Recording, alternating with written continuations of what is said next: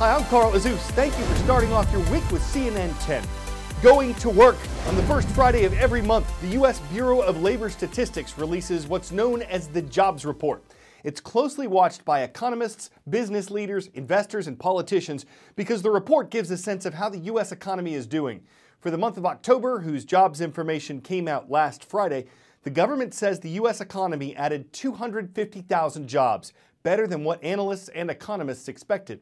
Most of the new jobs were in the fields of healthcare, manufacturing, construction, as well as transportation and warehousing. The unemployment rate is a percentage of the U.S. workforce that doesn't have a job. The report says it stayed the same in October as it did in September at 3.7%. That's the lowest it's been in 49 years, which is good news for workers and the economy. The report also found that average wages increased. That's significant because while the number of jobs has been growing for years now, wages have been a sticking point because they haven't kept pace. In October, though, the Labor Department says wages grew by 3.1%. That's their fastest pace in 9 years. With the U.S. midterm elections set for Tuesday, President Donald Trump, a Republican, called the jobs report incredible and said Americans should keep it going by voting for Republicans.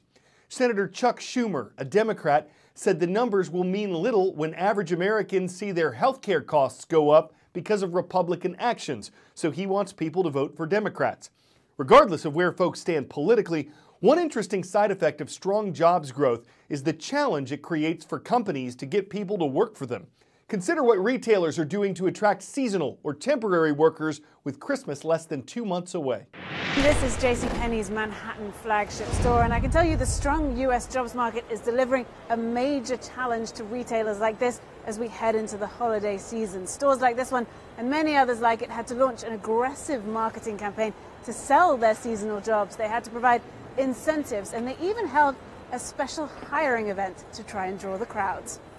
You can do overnight for me? Yes, I will. Outstanding. For Joe Cardamone, manager of JCPenney's Manhattan flagship, Congratulations. Welcome. the relief at seeing this turnout is palpable. This day could make or break his holiday season. Because it is a tight job market out there, so for most JCPenney stores, it's getting ahead of the other retailers. JCPenney held its second ever nationwide hiring event in mid-October, hoping to attract 39,000 people. And there's a new incentive, a chance to win a free vacation. It's a dogfight out there, and I think whatever incentive you can give a new associate to stay around with you will always help. A dogfight because this is not just the tightest labor market the US has seen in almost half a century, it's also set to be one of the busiest shopping seasons in years. Consultancy firm Challenger Gray & Christmas has so far recorded more than 700,000 job announcements, the highest since they began tracking in 2012. And one of the biggest dogs of all, Amazon, just upped the stakes even further, offering a $15 minimum wage to all employees. Stores are really having to sell themselves. Target, for example, is offering $12 an hour and a $500 gift card for randomly selected employees in an effort to hire 20% more people this year. And Macy's says most of its seasonal hires will be eligible for a new bonus program. And it's not just the retailers. First of all, thank you for coming. Shipping giant UPS has rebranded its seasonal hiring event Brown Friday, promising the chance of a permanent career. We started planning for holiday season 2018 the day after holiday season 2017. We certainly anticipated that the unemployment rate was likely to go down and it was going to be even more competitive. So I'm going to ask you 4 questions. Another hiring trick is to target existing customers.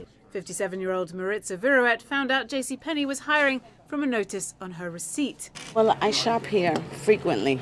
Now for the holidays, I can stop in and spend my money here too at the same time.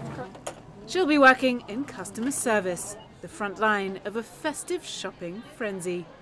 Well, frenzy is the word. Consumer confidence is also at an 18-year high in the US, so people are going to be doing more shopping this holiday season. Stores like this simply can't afford not to have enough people in place to sell all of that Christmas merchandise. And the pressure isn't letting up. Amazon's $15 an hour minimum wage came into effect this week. Now, JCPenney wouldn't tell us if they're spending any more paying their seasonal associates more this year, but UPS did tell me that they are looking at raising their starting wages in markets where the unemployment rate is lower than the national average. So the latest jobs report, good news for employees, but a major challenge for employers.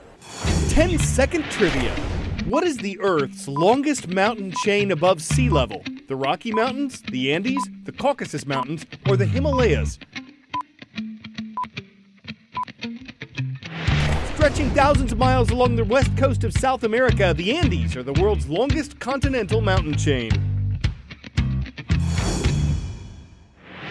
One of the countries they traverse is Peru, whose dramatic topography includes both the Andes and the Amazon rainforest. Moving around here, especially on Peru's unpaved roads, can be tough. And though the nation's economy has improved in recent years, almost a third of its people still live in poverty. That's something that Dr. Ricardo Punchong is helping address. He's a CNN hero, one of the top 10 CNN heroes of the year. You can vote for your favorite at cnnheroes.com. And you can see what Dr. Punchong has done right now. When the kids of our countryside have a serious medical condition, they have to come here to start their medical treatment. We have people that come far from Lima. The journey, it's very difficult.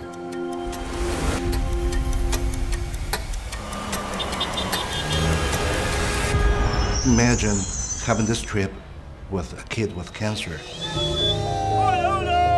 They see a lot of traffic, a lot of people.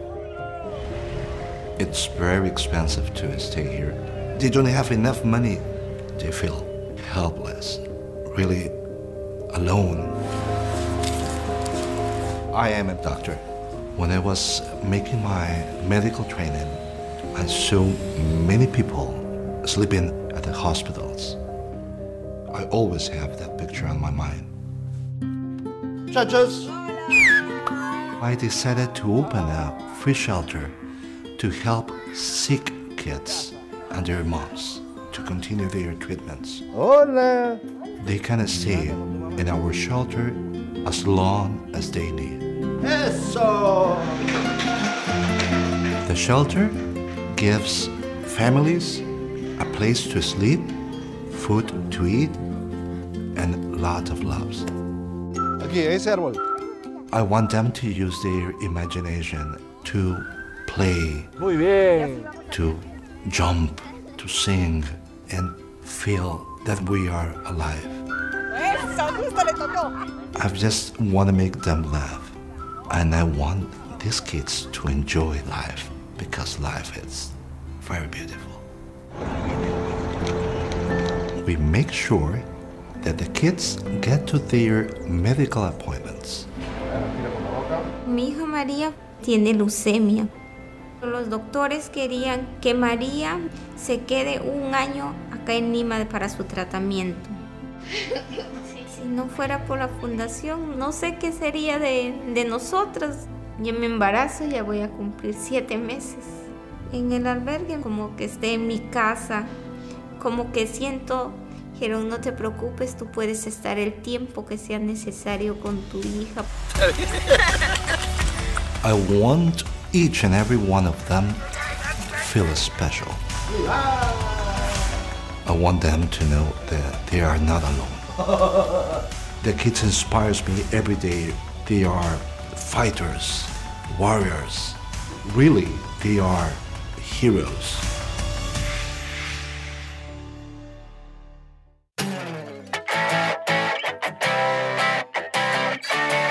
You're likely to spot a striking-looking mandarin duck in Eastern Asia or some parts of Europe. You're not likely to see one in New York City's Central Park. But that's where this one is, swimming peacefully alongside more commonplace ducks and captivating New Yorkers. It's not from a zoo, according to a ranger with the city's Parks Department. He says it was most likely kept as a pet, and as long as it's able to eat and fly, they're just going to let it be.